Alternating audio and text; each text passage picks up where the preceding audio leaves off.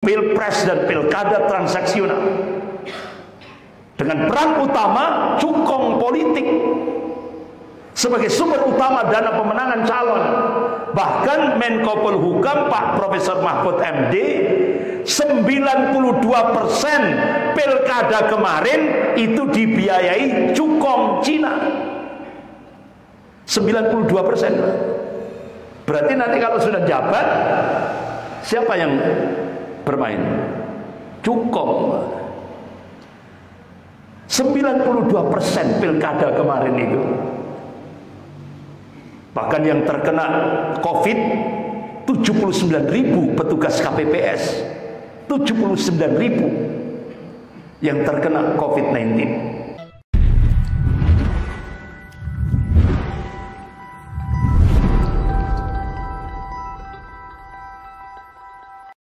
Allah Subhanahu wa ta'ala sudah meyakinkan kepada hamba-hambanya yang amanu wa taqwa, sebagaimana firman Allah dalam surah As-Saff ayat 9. A'udzubillahi minasyaitonir rajim.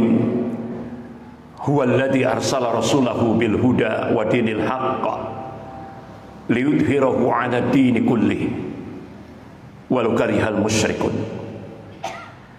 Dialah Allah yang mengutus Rasulnya dengan membawa Al-Huda, yaitu Al-Quranul Karim, wa dinil haqq, dan agama Allah yang hak, yaitu ad-dinul Islam, liyudhhirahu 'ala ad-dini kullihi, agar Allah menangkan di atas semua agama-agama ini, walau karihal musyrikun, walaupun orang musyrik itu benci.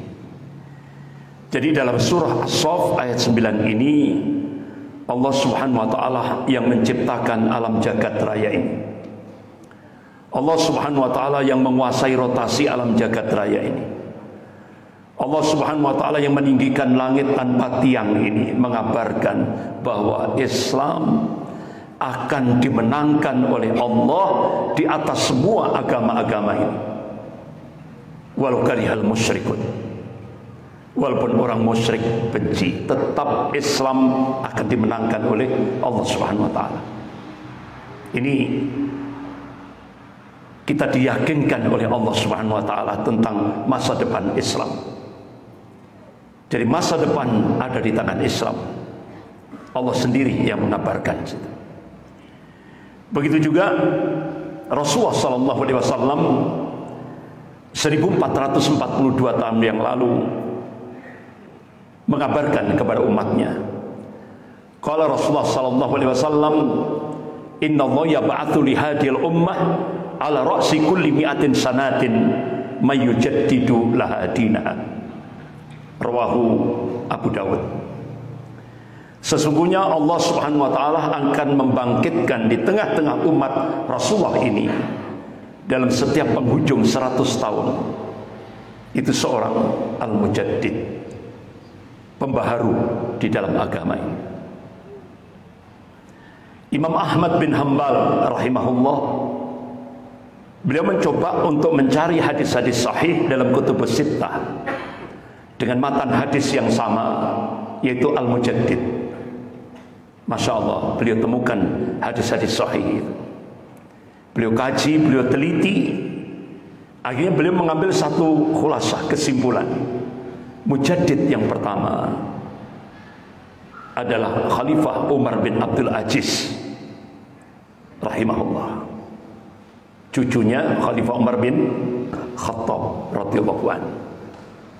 Kemudian 100 tahun lagi Mujaddid yang kedua, gurunya beliau Imam Syafi'i rahimahullah. Kemudian 100 tahun lagi, jawabannya wallahu a'lam, hanya Allah yang tahu. Nah, ulama-ulama mencoba untuk melakukan hitungan matematis.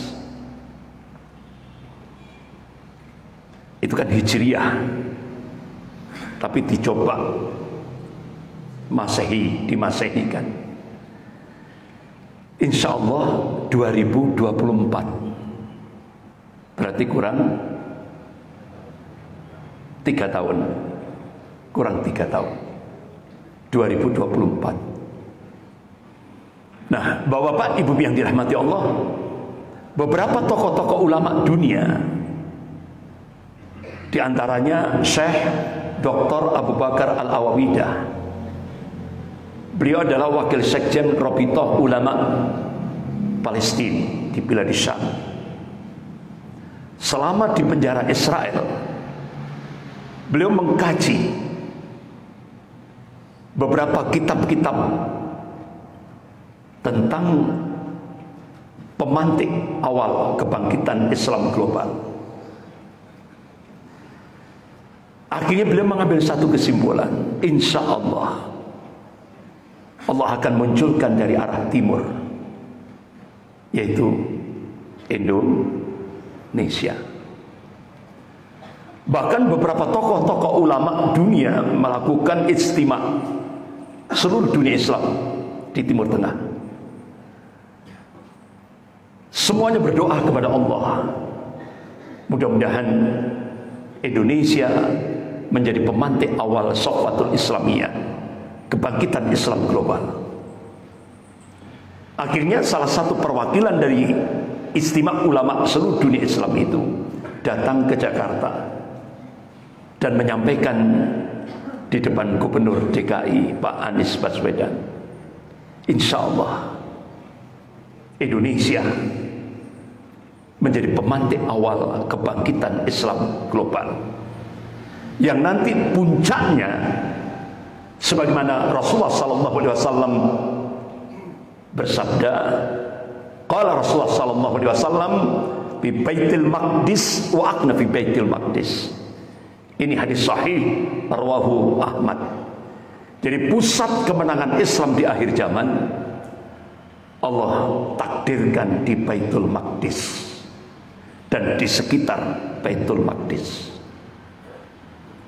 Bapak-bapak, ibu-ibu yang dirahmati Allah, itulah beberapa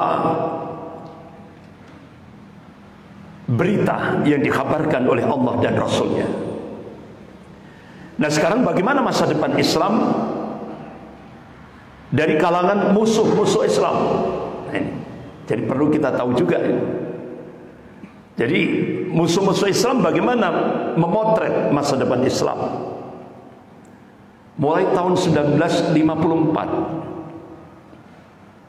ada pakar sejarah dunia dari Britania. Dia melakukan riset dan akhirnya hasil risetnya dibukukan. Bahkan itu jadi bestseller. Judulnya Civilization on Trial, ujian atas peradaban. Dia tulis secara objektif karena dia pakar sejarah, bagaimana Islam pernah memimpin dunia ini hampir 13 abad lebih. Itu diakui oleh dunia. Tapi dia hasil risetnya, dia prediksi pusat komunisme internasional akan tumbang. Bahkan kapitalisme Amerika juga akan tumbang. Dia menulis dunia Islam akan kembali memimpin dunia ini. Akan tapi bapak-bapak, ibu yang dirahmati Allah, di ujung tulisannya dia menampakkan bahwa dia seorang kafir yang kafah. Ya. Ditulis di situ, semoga ini tidak terjadi. Jadi dia seorang pakar sejarah objektif, dia tulis. Tapi di ujung tulisannya dia berdoa, semoga tidak terjadi. Berarti dia menunjukkan bahwa dia sebagai seorang kafir yang kafah. Artinya apa? Kebencian terhadap Islam itu ada. Tapi dia pakar sejarah objektif, masa depan ada di tangan Islam. Bahkan bapak-bapak, ibu yang dirahmati Allah, National Intelligence Council itu komandannya Amerika, menaungi 15 negara melakukan riset. Ternyata dari 15 negara itu tadi mengakui start 2020 akan terjadi Safatul Islamiyah, kebangkitan Islam.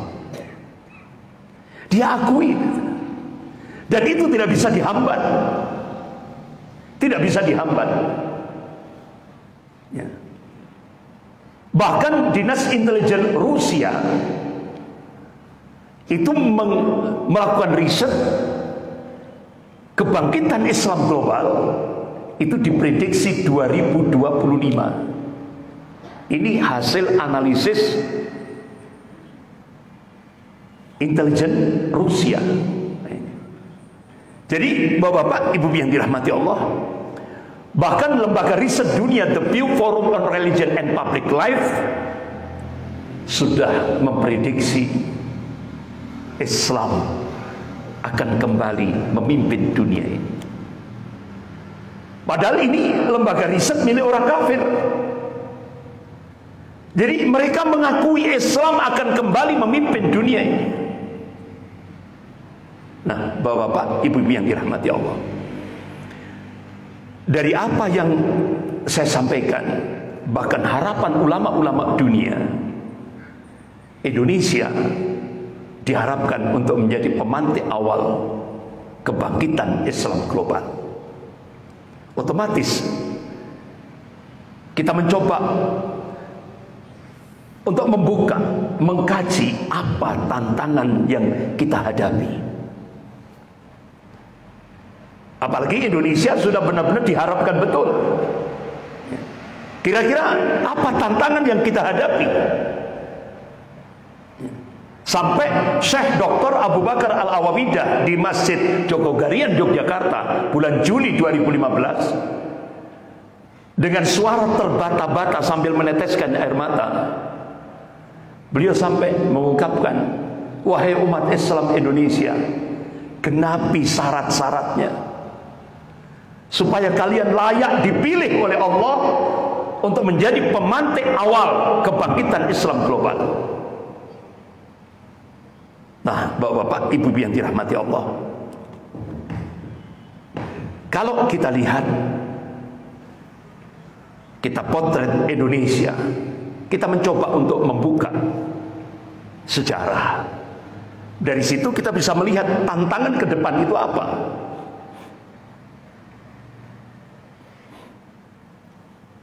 Bapak Muhammad Natsir, Allahumma yarham, beliau adalah Perdana Menteri Republik Indonesia yang pertama. Beliau adalah pencetus Negara Kesatuan Republik Indonesia. Bahkan pakar-pakar sejarah menulis ada 2 proklamator di Indonesia ini. Proklamator pertama 17 Agustus 1945, Soekarno Hatta. Proklamator kedua 17 Agustus 1950, Bapak Muhammad Natsir. Jadi ketika itu Indonesia pasca konferensi meja bundar dirubah jadi Republik Indonesia Serikat, alhamdulillah perjuangan Bapak Muhammad Natsir, Allahumma yarham, akhirnya Indonesia memproklamasikan 17 Agustus 1950 menjadi Negara Kesatuan Republik Indonesia. Jadi Pak Natsir, Bapak Muhammad Natsir, Allahumma yarham, ini, bangsa ini berhutang kepada para ulama. Jadi kalau sudah situasi-situasi kritis, ulama turun gunung. Tapi begitu kondisi negara tenang, apalagi ada kepentingan kekuatan internasional, biasanya ulama dihabisi. Itulah potret Indonesia sampai hari ini. Jadi kalau situasi kritis, ulama yang tampil. Tapi begitu tenang, apalagi ada kepentingan internasional, ulama dihabisi. Contoh Buya Hamka, Allahumma yarham. Jadi ketika situasi kritis, tokoh-tokoh ulama masyumi luar biasa. Tapi begitu ada kepentingan internasional, apalagi pada saat itu Indonesia membuka jaringan Jakarta, Peking, Cina, sehingga akhirnya Buya Hamka dijebloskan ke penjara tanpa prosedur hukum. Beliau diseksa di dalam penjara dan seluruh harta kekayaannya disita. Kira-kira sejarah berulang enggak? Berulang. Itulah Indonesia. Jadi kalau situasi kritis, ulama diminta turun gunung. Pada saat penjajahan, ulama yang turun gunung. Tapi kalau sudah ada kepentingan tadi, ulama dihabisi. Nah, itulah. Makanya apa yang menimpa Bapak Muhammad Natsir, itu yang sekarang ini kita rasakan. Jadi kata Pak Natsir, Islam beribadah akan dibiarkan. Islam berekonomi akan diawasi. Tapi begitu Islam berpolitik, akan dicabut sampai ke akar-akarnya. Itu. Ini sekarang kita menghadapi masa yang pernah dialami oleh Bapak Muhammad Natsir, Allahumma yarham.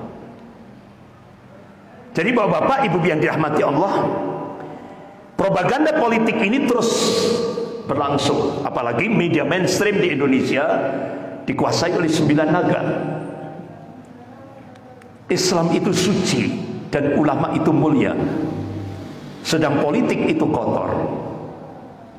Karena itu jangan bawa Islam dan ulama ke dalam politik. Jadi kalimat ini bertujuan untuk menjauhkan umat Islam dan ulama dari politik, agar para politisi durjana bebas dan leluasa mengatur negara. Oleh karena itu kita rubah narasinya. Ini narasi yang harus kita gerakkan. Apa? Islam itu suci, ulama itu mulia, sedang politik itu penting, urgent untuk mengurus negara dan bangsa.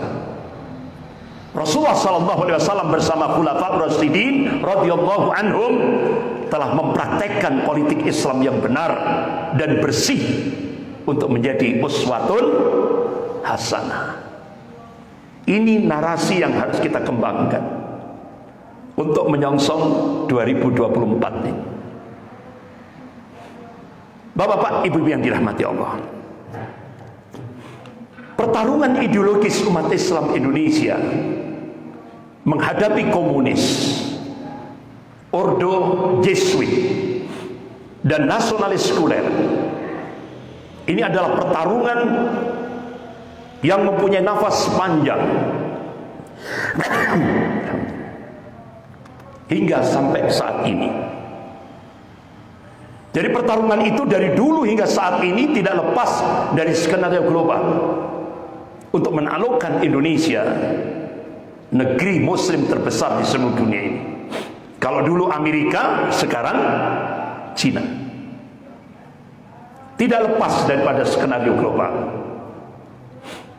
Bahkan yang sekarang ketika Indonesia berkiblat ke Cina, otomatis konsekuensinya Islam harus dipinggirkan dalam kehidupan berbangsa dan bernegara. Makanya stigma radikal itu adalah hantu yang diciptakan untuk menjadikan Islam sebagai musuh number one. Itu stigma radikalisme ekstrim, teroris. Nah itu sudah. Bapak-bapak, ibu-ibu yang dirahmati Allah, kenapa ordo Jesuit? Jadi ordo Jesuit ini menurut Edmund Paris, anggota resmi Serikat Jesuit seluruh dunia, itu ada kurang lebih sekitar 33.000. menyebar di seluruh dunia dengan berbagai profesi. Ada yang jadi prajurit dalam pasukan rahasia angkatan bersenjata, ada yang sebagai pemimpin partai politik, pejabat tinggi, para jenderal, penegak hukum, dokter, akademisi, budayawan, aktivis LSM dan HAM. Semua bekerja dalam sebuah misi yang menurut mereka opus Dei, pekerja Tuhan dalam dunia nyata untuk melancarkan rencana-rencana kepausan. Jadi bapak-bapak, ibu yang dirahmati Allah, ini filmnya juga sudah muncul, yang diberi judul The Da Vinci Code. Jadi bagaimana pergerakan bawah tanah yang dilakukan oleh Serikat Jesuit. Kalau di Indonesia, Serikat Jesuit yang dulu pernah saya sampaikan, tokohnya adalah Peter Berg. Sejak tahun 50-an dia sudah melakukan kaderisasi, dan kader-kadernya itu disebar di kota-kota besar di Indonesia, Surabaya, Malang, dan beberapa kota-kota besar. Itu sejak tahun 50-an. Tapi kader intinya itu adalah Jenderal LB Murdani. Dan Jenderal LB Murdani punya kader, yaitu Jenderal Luhut Binsar Panjaitan dan Jenderal Hendro Priyono yang bagian pojok ini. Sementara Jenderal Ali Murtopo itu bukan kader, tapi itu hasil penggalangan, ya, hasil penggalangan. Makanya bapak-bapak, ibu yang dirahmati Allah, pasca G30 SPKI, Peter Berg langsung masuk ke Ainer Second, pusat kekuasaan. Dia cari siapa yang paling dekat dengan Presiden Soeharto, yaitu Jenderal Ali Murtopo. Nah, Peter Berg berjanji kepada Jenderal Ali Murtopo, kalau Anda ingin menjadi RI 1, syaratnya habisi umat Islam. Dan itu sudah pernah saya sampaikan, nggak usah saya ulang lagi. Sudah pernah saya sampaikan, nggak usah saya ulang lagi. Ribuan umat Islam dibantai dengan cara-cara yang biadab. Dan itu dibongkar oleh Jenderal Sumitro. Ya. Semuanya itu adalah rekayasa Jenderal Ali Murtopo dengan menerapkan operasi intelijen, teori pancing dan jaring. Itu ribuan umat Islam jadi target untuk dihabisi. Tapi akhirnya Jenderal Ali Murtopo tidak dapat apa-apa. Dikotak di Menteri Penerangan sampai mati sudah. Itu sudah. Tidak dapat apa-apa, tidak jadi RI 1. Sampai akhirnya diteruskan oleh kader selanjutnya, yaitu Jenderal LB Murdani, yaitu peristiwa pemberontakan Mei 98. Itu tokohnya adalah Jenderal LB Murdani. Jadi dulu pernah saya sampaikan bagaimana strategi pemberontakan G30 SPKI dengan strategi pemberontakan Mei 97-98, ya, itu sama mulai dari tahap pertama, kedua, ketiga, keempat, kelima, keenam, ketujuh, kedelapan, sama. Yang dimotori oleh Jenderal LB Murdani. Bapak-bapak, ibu yang dirahmati Allah, Jenderal Ali Murtopo mati, Jenderal LB Murdani mati. Penerusnya siapa sekarang? Luhut sama Hendro Priyono. Ini tantangan umat Islam ke depan. Jadi tidak lepas daripada kekuatan Ordo Jesuit. Jadi bapak-bapak, ibu yang dirahmati Allah, kalau dulu LB Murdani, sekarang Luhut Panjaitan. Kronologisnya itu start 2012. Jadi para mafia Taipan 9 naga memasang seorang pion pada pilkada DKI Jakarta. Ini kronologisnya. Ribuan pencitraan diluncurkan ke seluruh penjuru media elektronik dan juga sektor media sosial. Mereka hantam dengan jutaan pencitraan sang pion, sehingga hipnotis pencitraan itu sukses besar. Akhirnya rakyat mengambil simpati dan harapan kepada sang pion. Para mafia Taipan tersebut memenangkan pertarungan Pilkada 2012, puncaknya pada Pilpres 2014. Jadi pencitraan itu menghipnotis umat Islam seluruh Indonesia. Berhasil. Yang dimotori oleh Stan Greenberg. Jadi ini kerjasama antara Zionis Yahudi, 9 naga, Vatikan, dan Cina. Kalau dulu Amerika, sekarang Cina. Ini Pak. Kira-kira bapak-bapak, ibu yang dirahmati Allah, semua aktornya adalah Ordo Jesuit. Ini tantangan kita ke depan.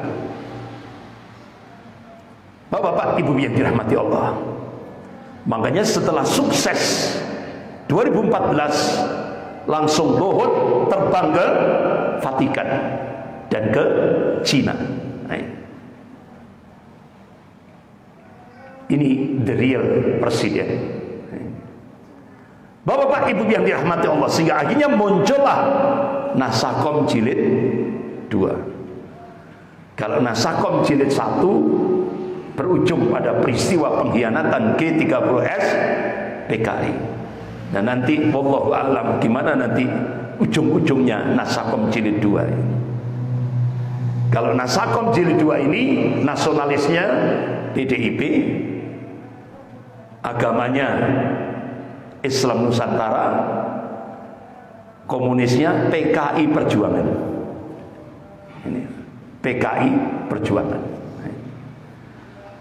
Bapak-bapak, ibu yang dirahmati Allah, otomatis untuk mewujudkan Nasakom jilid 2 ini,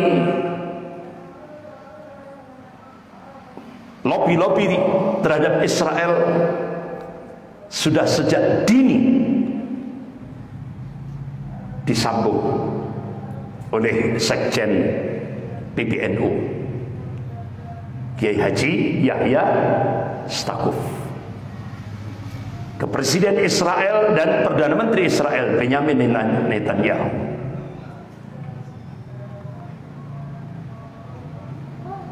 Sehingga akhirnya baru kali itu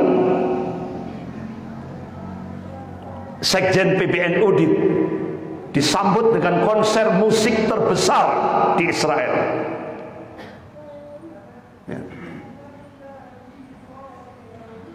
Jadi artinya apa?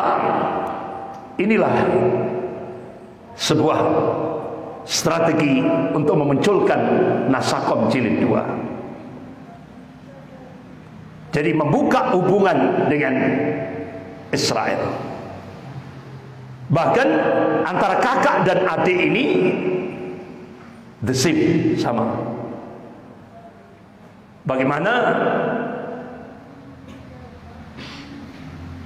Pak siapa ini Stakuf, siapa ini Yakut, ya kan? Pak Yakut saat Ahok terbukti menistakan Al-Quran, akhirnya beliau memberikan julukan Ahok itu Sunan Kalijodo.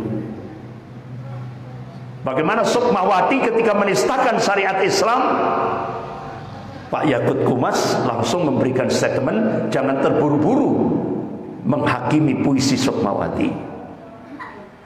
Nah, ketika Habib Rizik Syihab tidak terbukti menistakan Pancasila, beliau tidak rela kepolisian menghentikan kasus yang terjadi itu. Jadi ini sudah mulai nampak. Sampai akhirnya puncaknya yaitu lobby terhadap tokoh Vatikan, Paus. Jadi al-Yahud wan Nasara. Bapak Ibu yang dirahmati Allah, jadi untuk melumpuhkan umat Islam, ini sekarang strateginya isu radikalisme. Ini terus akan ditempelkan di tengah-tengah umat Islam. Padahal yang radikal itu mereka, ya kan? Yang radikal itu mereka yang mau merubah dasar negara, yang mau merubah ketuhanan yang Maha Esa. Tapi tetap Islam, umat Islam ditempel dengan isu radikalisme. Itu strategi untuk melumpuhkan umat Islam di Indonesia. Jadi ke depan ini Bapak Ibu yang dirahmati Allah, nanti stigma radikalisme, terorisme, ekstremisme akan semakin marak di Indonesia. Ini yang harus kita harus menghadapi bersama. Ini tantangan kita ke depan. Bapak Ibu yang dirahmati Allah, bahkan dari lobby-lobby yang sudah terjadi, yang sudah diawali tadi, akhirnya pemerintah membuka calling visa Israel. Artinya apa? Orang-orang Israel boleh masuk ke Indonesia. Ini dampak daripada kebijakan pemerintah membuka calling visa Israel. Makanya Bapak Ibu yang dirahmati Allah, ini adalah bentuk pengkhianatan. Beberapa tokoh-tokoh nasional, yaitu Dr. Hidayat Nur Wahid, Wakil Ketua MPR, dan Pak Fadlizon, anggota DPR Komisi 1, minta untuk membatalkan calling visa Israel. Kenapa? Kalau ini diteruskan, tidak menutup kemungkinan Indonesia akan membuka hubungan diplomatik dengan Israel. Bahkan tokoh-tokoh Yahudi Amerika sudah mengiming-iming 14 triliun. 14 triliun kalau Indonesia membuka hubungan diplomatik dengan Israel. Sudah disiapkan fee 14 triliun.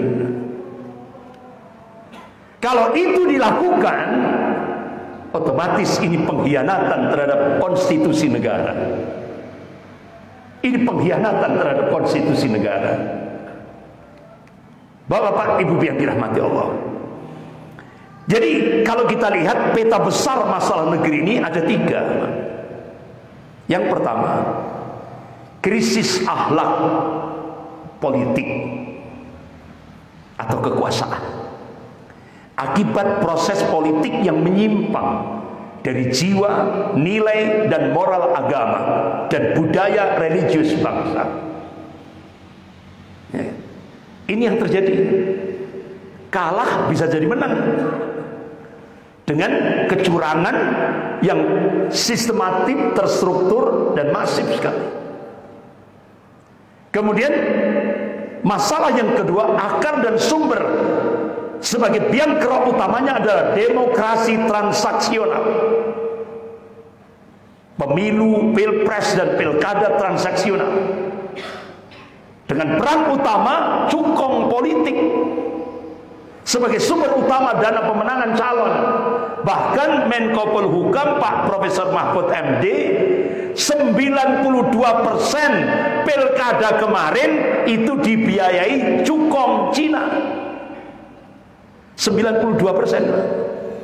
Berarti nanti kalau sudah jabat, siapa yang bermain?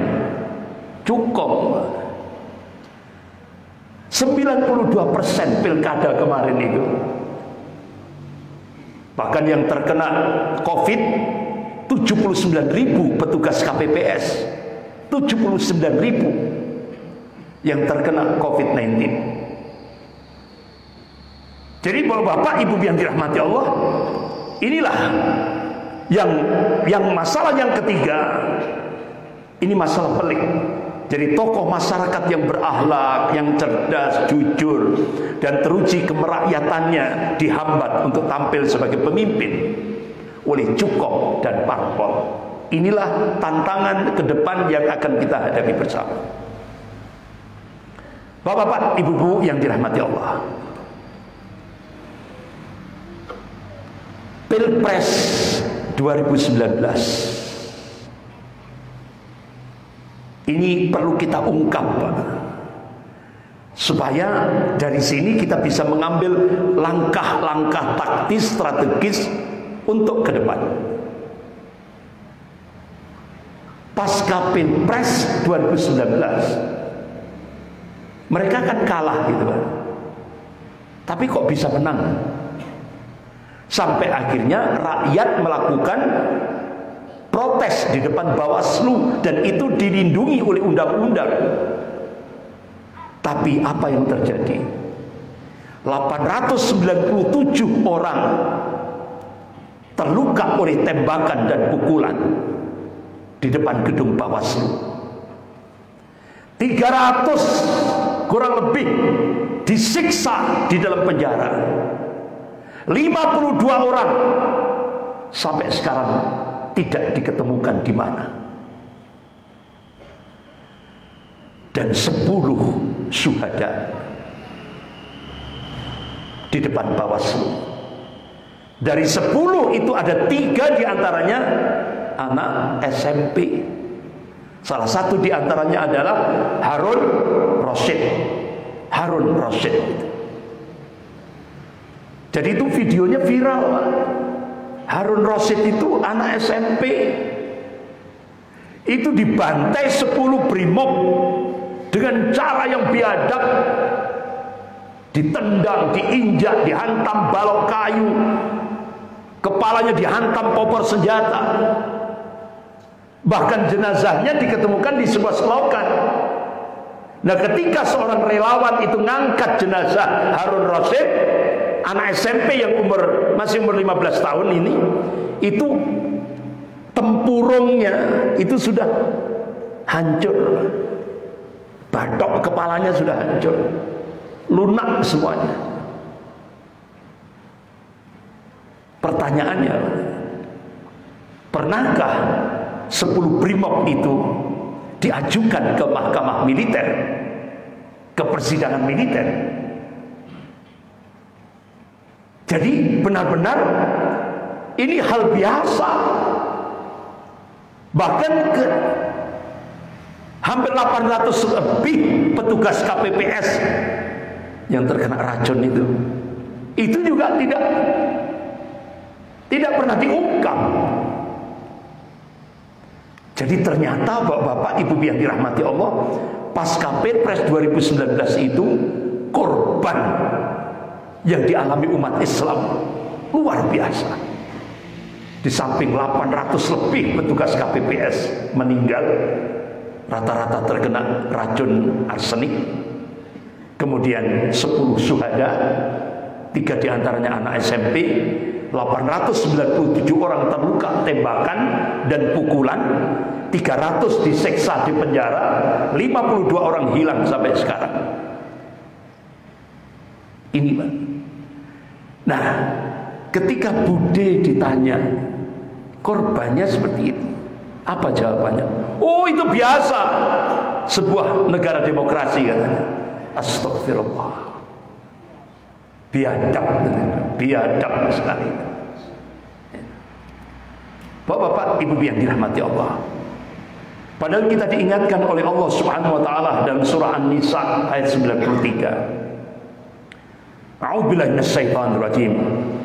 Wa may yaqtul mu'minan muta'ammidan fajaza'uhu jahannam khalidan fiha wa ghadiballahu 'alaihi wa la'annahu wa 'adda lahu 'adzaban 'adzima. Dan barang siapa yang membunuh seorang mukmin dengan sengaja, maka balasannya ialah jahannam. Kekal ia di dalamnya dan Allah murka kepadanya dan Allah mengutukinya serta menyediakan azab yang besar baginya. Bahkan Rasulullah SAW bersabda, qala Rasulullah sallallahu alaihi wasallam, la jawalud dunya ahwanu 'ala Allah min qadil mu'minin bi ghairi haqq. Jadi hancurnya dunia itu lebih ringan bagi Allah dibandingkan dengan terbunuhnya seorang mukmin tanpa alasan yang hak. Tapi di Indonesia, darah seorang mukmin murah sekali di Indonesia. Mulai dari peristiwa tadi yang dimotori oleh Jenderal Ali Murtopo sampai dilanjutkan Mei 98 sampai 2019. Darah umat Islam di Indonesia ini murah sekali bagi mereka. Bapak Ibu yang dirahmati Allah, bahkan terulang lagi. Tokoh Ordo Jesuit Hendro Priyono berhasil memanfaatkan titik-titik untuk menggunakan pasukan khusus Raja Wali dari BIN untuk membantai rombongan pengawal Habib Rizik Syihab. Sehingga sekarang TNI Polri yang disuruh pasang badan untuk tanggung jawab. Padahal itu pasukan khusus Raja Wali, dibentuk untuk mengawasi, menghabisi TNI Polri yang dianggap berseberangan dengan titik-titik. Apa belum cukup kasus pembantaian ratusan umat Islam di Talang Secara Lampung? Belum cukup Munir. Ini muncul lagi 6 syuhada. Bapak Ibu yang dirahmati Allah, umat Islam mengharapkan Komnas HAM, tapi ternyata Komnas HAM juga masuk angin. Ya. Jadi benar-benar ya sudah, kita berharap sama Allah, tapi umat Islam terus bergerak. Kita hanya bisa mendoakan 6 syuhada ini. Allahumma ighfir lahum warhamhum wa'afi wa'fu anhum. Bahkan bapak-bapak, ibu yang dirahmati Allah, Dr. Ayn Wilson, dosen senior di Murdoch University Australia Barat, mengatakan kepada ABC Indonesia, jika peristiwa penembakan tersebut sebagai extrajudicial killing atau pembunuhan di luar hukum oleh polisi, ya. Jadi para dosen dan ahli di luar negeri saja menegaskan bahwa pembunuhan terhadap 6 anggota FPI itu adalah extrajudicial killing. Jadi kalau ada WNI yang bilang ini bukan pelanggaran HAM, sudah pasti orang tersebut adalah pembunuhnya atau kaki tangan pembunuh. Bahkan Kedubes Jerman, kami turut berduka cita atas wafatnya 6 syuhada. Bahkan media-media internasional seluruh dunia ini, cuma ada di Indonesia orang yang melanggar aturan prokes, protokol kesehatan, disiksa, dibantai, dibunuh dengan cara-cara biadab. Seluruh dunia ini cuma ada di Indonesia. Sehingga akhirnya Indonesia di mata dunia internasional bukan negara kemanusiaan yang adil dan beradab, tapi negara biadab, dipantau oleh dunia internasional. Jadi seluruh dunia ini cuma ada di Indonesia. Coba bapak-bapak, ibu yang dirahmati Allah, ketika Raffi Ahmad dengan Ahok melakukan pelanggaran yang sama, apakah diperlakukan dengan sama, diperlakukan dengan adil? Enggak. Karena mereka kelompoknya. Inilah ketidakadilan yang begitu vulgar ditampakkan di Indonesia. Jadi ini Raffi Ahmad sama Ahok melakukan pesta kemarin itu, melakukan pelanggaran yang vulgar, termasuk James Riyadi yang weather bomb itu ya, itu juga melakukan pelanggaran prokes, tapi tidak. Yang dicopot malah Kapolsek, bukan James Riyadi yang dijadikan status tersangka, tapi Kapolseknya. Kapolresnya yang dicopot. Jadi inilah ketidakadilan yang vulgar di Indonesia. Bahkan umat Islam Amerika minta meninggalnya 6 laskar FPI diusut tuntas. Ini Muslim Amerika juga minta tragedi kilometer 50 itu ada diungkap. Tapi akhirnya bapak-bapak, ibu yang dirahmati Allah, rezim kalut, bingung. Akhirnya sekarang rest area kilometer 50 ditutup untuk selama-lamanya. Bahkan Komnas HAM yang tadinya benar-benar melakukan pembelaan ternyata sama juga ya. Dari Komisi 3 DPR RI, yaitu Pak Muhammad Syafi'i, negara tidak boleh kalah dari oknum polisi pelanggar hukum. Bahkan dosen ilmu kepolisian dan intelijen Dr. Mulyadi ini juga kecewa, karena dia dosen ilmu kepolisian. Kecewa dia. Jangan biarkan Komnas HAM dibungkam. Jadi ini ada pembungkaman. Makanya Pak Natalius Pigai minta kepada umat Islam untuk mengajukan Komnas HAM ini ke Dewan HAM PBB dan minta keluarga 6 syuhada ini untuk mengangkat ke ICC di Den Haag, Belanda. Kontras resmi menyatakan pembunuhan 6 anggota FPI adalah pelanggaran HAM berat. Bahkan investigasi dari wartawan, investigator di lapangan juga nampak sekali. Jadi bapak-bapak, ibu yang dirahmati Allah, semakin jelas keterlibatan operasi intelijen delima dalam pembantaian 6 syuhada ini. Ya, ini tadi, ini tokohnya dari Ordo Jesuit. Kita masih ingat 246 umat Islam di Talang Sari, Lampung tahun 89 dibantai oleh ini tokoh Ordo Jesuit, Jenderal Hendro Priyono. Ini 246 umat Islam dibantai dengan cara-cara biadab. Ternyata sekarang masih haus darah mereka, terutama kader-kader Ordo Jesuit ini. Jadi bapak-bapak, ibu yang dirahmati Allah, kondisi Indonesia ini hampir mirip, sudah.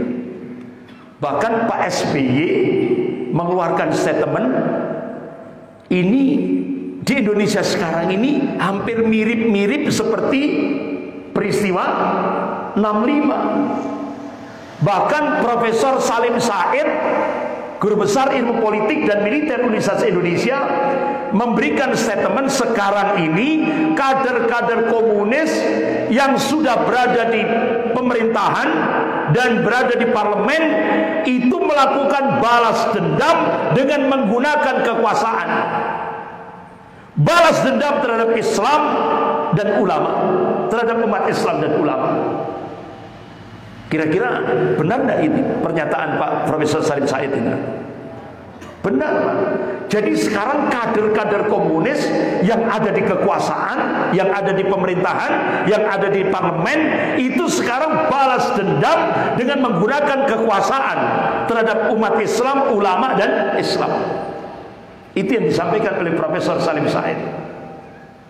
Jadi bapak-bapak, ibu yang dirahmati Allah, ya kan, prolog pertama Syekh Ali Jabir. Ini kan gerakan operasi intelijen Orgel itu, Syekh Ali Jabir.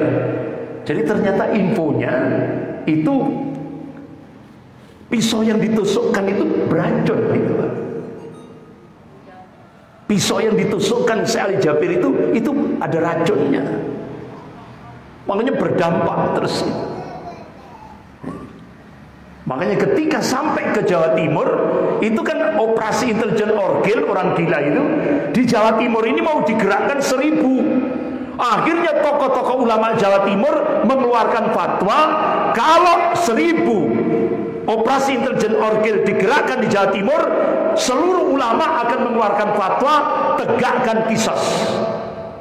Akhirnya tidak berani kan, tidak nyebar di Jawa Timur, tidak berani itu kan. Ulama tegas waktu itu. Jadi bapak-bapak, ibu yang dirahmati Allah, ini cukup aneh, Pak.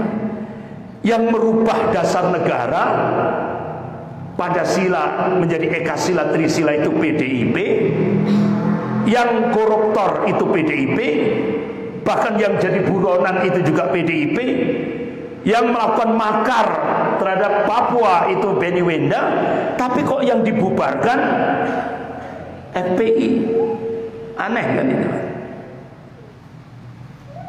Jadi ini perlu tes akal sehat, Pak. Ini perlu tes akal sehat. Dulu yang dibunuh oleh PKI itu 6 jenderal. Akhirnya PKI yang dibubarkan. Nah sekarang 6 anggota FPI dibunuh, yang dibubarkan FPI. Masuk akal enggak? Bahkan semua rekeningnya, berapa 88 rekening pribadi itu semua diblokir semua. Bahkan sampai Ustadz Munarman itu, yang itu sebenarnya itu untuk ibunya karena sakit, itu biaya perawatan ibunya diblokir. Ini benar-benar kezaliman yang sangat luar biasa. Bapak-bapak, ibu yang dirahmati Allah.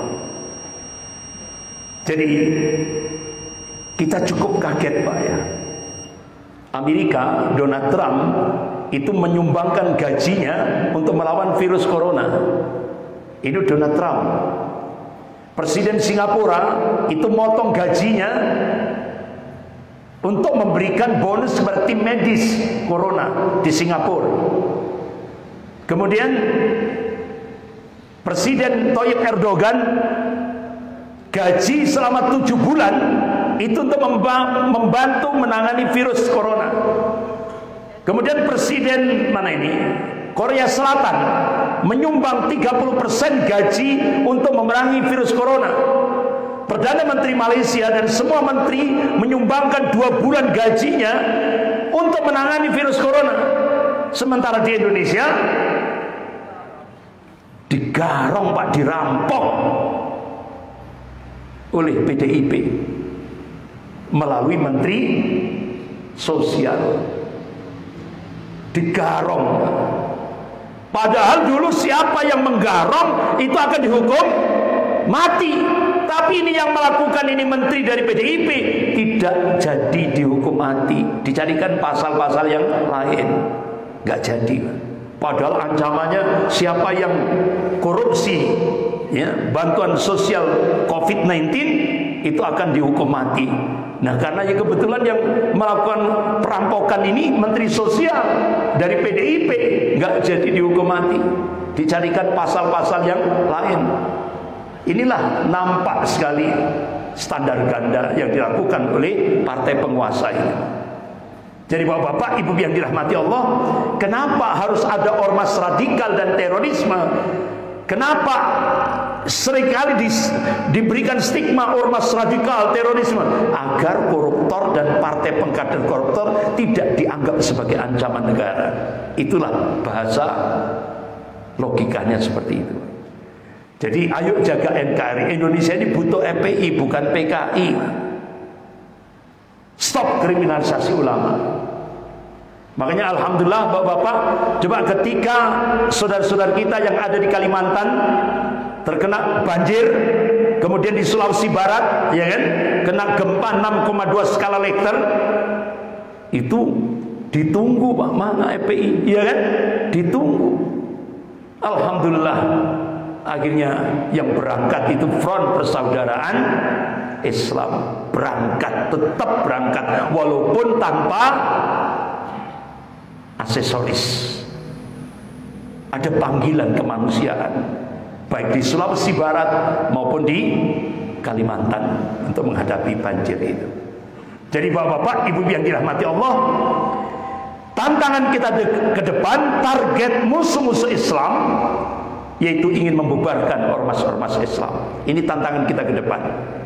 Pertama, HTI. Kedua, FPI. Muhammadiyah akan dijadikan target. Dan kemudian MUI. Bahkan bapak-bapak, ibu yang dirahmati Allah, 200 kader-kader komunis yang di parlemen itu sudah punya wacana bubarkan Majelis Ulama Indonesia Pusat. Jadi ini tantangan kita ke depan. Ormas-ormas Islam akan dihabisi. Tapi bapak-bapak, ibu yang dirahmati Allah, kondisi sekarang ini ya, kita hanya bisa berdoa, Allahumma fat biladana Indonesia min kulli syarri. Ya Allah, jagalah negeri kami Indonesia ini dari segala bentuk kejelekan. Jadi bapak-bapak, ibu yang dirahmati Allah, apa yang terjadi di Indonesia sekarang ini bukan sebuah kekalahan. Apa yang terjadi di Indonesia seperti sekarang ini, umat Islam terus dipojokkan, tokoh-tokoh ulama dihabisi, dijebloskan ke penjara, bahkan ada operasi intelijen untuk membunuh tokoh-tokoh ulama. Ini adalah pertanda ta'yidullah, pertolongan Allah semakin dekat. Insya Allah tugas kita berjuang. Hasilnya serahkan kepada Allah. Karena kita punya keyakinan wa manasru illa min indillah, kemenangan itu datangnya dari Allah. Dan Allah berjanji wa kana haqqan alaina nasrul mu'minin, kewajiban kami memenangkan golongan mukmin. Insyaallah. Yakinlah bapak-bapak, ibu yang dirahmati Allah, apa yang terjadi di Indonesia sekarang ini pertanda pertolongan Allah semakin dekat. Tugas kita berjuang dan istiqomah dalam perjuangan. Insya Allah Allah akan memberikan pertolongan, yakinlah itu. Tinggal tunggu tanggal mainnya. Sekian, lebih kurangnya saya mohon maaf. Astaghfirullahaladzim. Subhanakallahumma wa bihamdik, asyhadu an la ilaha illa anta, astaghfiruka wa atubu ilaik. Wabillahi taufiq wal hidayah. Wassalamualaikum warahmatullahi wabarakatuh.